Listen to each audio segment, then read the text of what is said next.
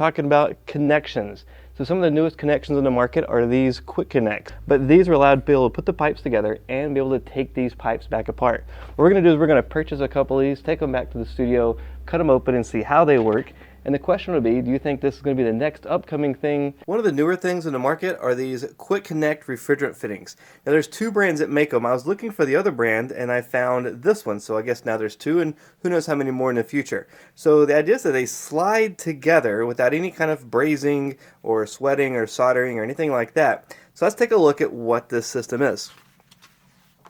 The pamphlet inside says it's quick and easy to use. It's got a ton of different sizes and types of fittings that they have, as well as all the different numbers for the parts to order it from. If you want to know the information, it's down here. I'll put it in a link below. But let's see about the instructions for this. Instructions said we just cut the pipe, we ream it. I didn't get this tool. This tool says we have to mark the depth of it. Once we mark it, we slide it into the connector, and then we have a tool that's able to take that back apart. So let's try this out. So I bought some of these fittings. Let's try this one first. Nice little packaging here. So if we open this up, it also comes with the instructions, which are the exact same as the instructions we have here. But this is our fitting. It's pretty simple. It has these little plugs on it. Keep it nice and clean, so we'll pop the plugs out. And we can see right through there. There's not a whole lot to that. Now again, I didn't get the tool for the depth, and I didn't sand this down, but supposedly these just slide together. So let's try that out. So we force it all the way in, and no matter how hard I pull, it does not come loose. It's got a little sight glass here on the side so we can see how deep we pulled it into the fitting. So it looks like we've made a good connection. I haven't pressure tested this, but it does slip in. So I wanted to see, how does this system work? So you also have this toolkit for a disconnect. So I bought this as well. So let's open this up. And again, I have no association with this company. I just simply was curious about this, so I bought it so we could try it out. So some kind of a plastic end here. Here we go. So this one is the one that fits. It's a nice tight fit when it slides on here. And we supposedly just push on this end, and it releases it. So that's pretty neat. So it just slides together and comes back off. We can see that it does bite down into copper, which I don't think there's a problem with that, but we can see, because I didn't sand it, we can actually see where it gripped the copper. But how does this seal actually work? How does it hold? Is it going to last a long time? Let's open it up and take a look inside. All right, so here is our connection. This is a 90-degree elbow. The first thing I noticed on this elbow is right here on this 90. There's a little bit of a ridge right here, but it's a very, very tight turn. On refrigeration, we like our piping to be long and smooth. We call this long radius or long sweep 90s. Now this is 3/8 outside diameter, but here's an example of a long sweep 90. So if we compared these two, there's less restriction on this 90. So it's curious that they use these hard turn 90s on here instead of the long sweep. My guess would be this are made of brass, so it's probably more cost added to it. But that's the first thing I noticed that I didn't really like about it. Now, I haven't used these, haven't looked up what the total equivalent length would be for this type of fitting, but what we did do is cut this open so we can see what's happening.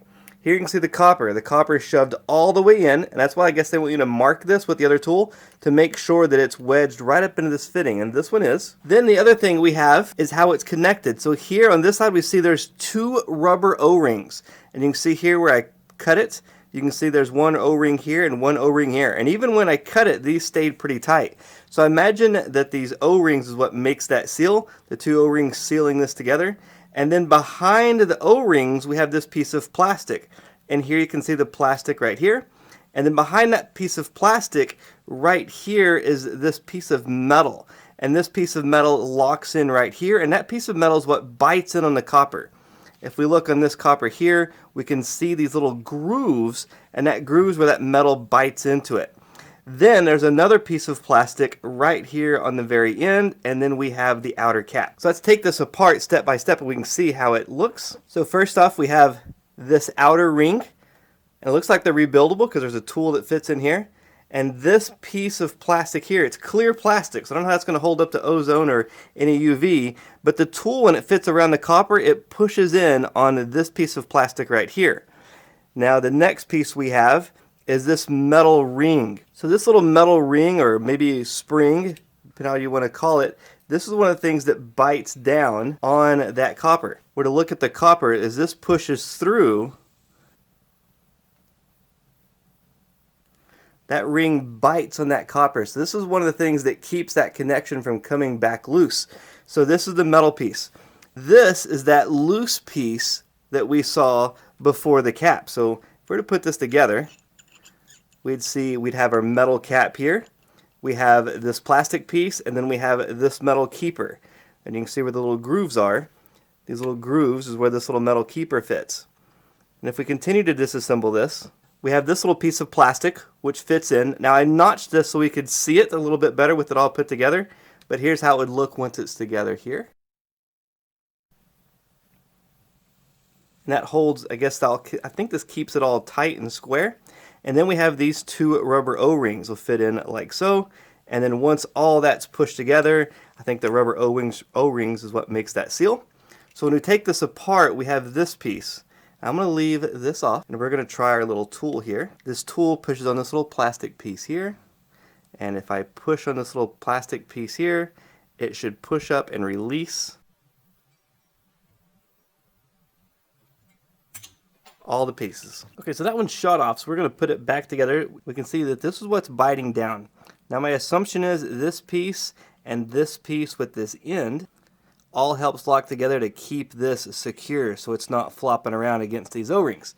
It's my assumption, not sure, I'm not an engineer here, but if we take this piece off and this piece off, we can see how this tool is going to affect it. So here we're going to take these little pieces like so, put it on the back side here, to just push. You can see how it just pushes that piece right off. That's how it works, pretty simple. One O-ring, two O-rings, this piece, and I just cut this so that we could see how this spring fits in. Spring keeper, I'm not sure what the name of it is, but that's how it locks in like so. We'll put that piece in next. Then we have this little piece here. We're going to make sure the cone's going the right way. And then we have this locking ring on the back side. And that's what the inside looks like right there. Pretty cool, pretty simple. It looks like it relies heavily on those O-rings to keep it from leaking.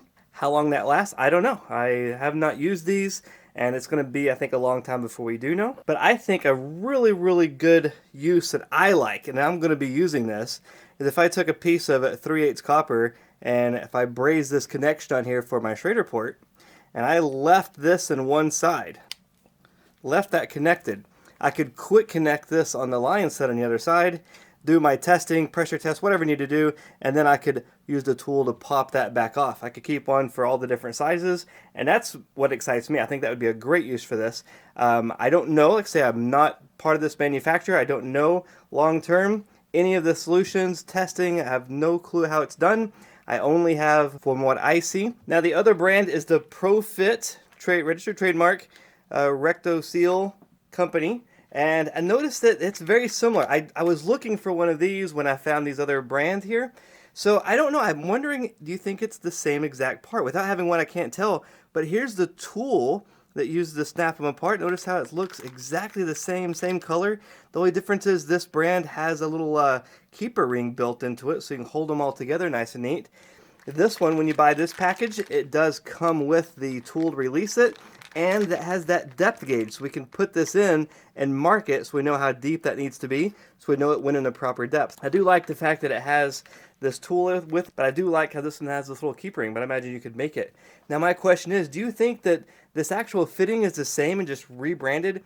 I don't know. Leave me a note in the comments so you guys look it up. If you guys have experience with these over time, let me know. If you think it's going to be the next great thing, let me know that too. As far as pressure goes, this one says it has a maximum MWP, maximum working pressure of 870 psig or 60 bar, with a temperature range of -40 and a maximum temperature of 248. Approved refrigerant has a list on here: 407C, R410A, R290. Ooh, flammable refrigerant. QR code there.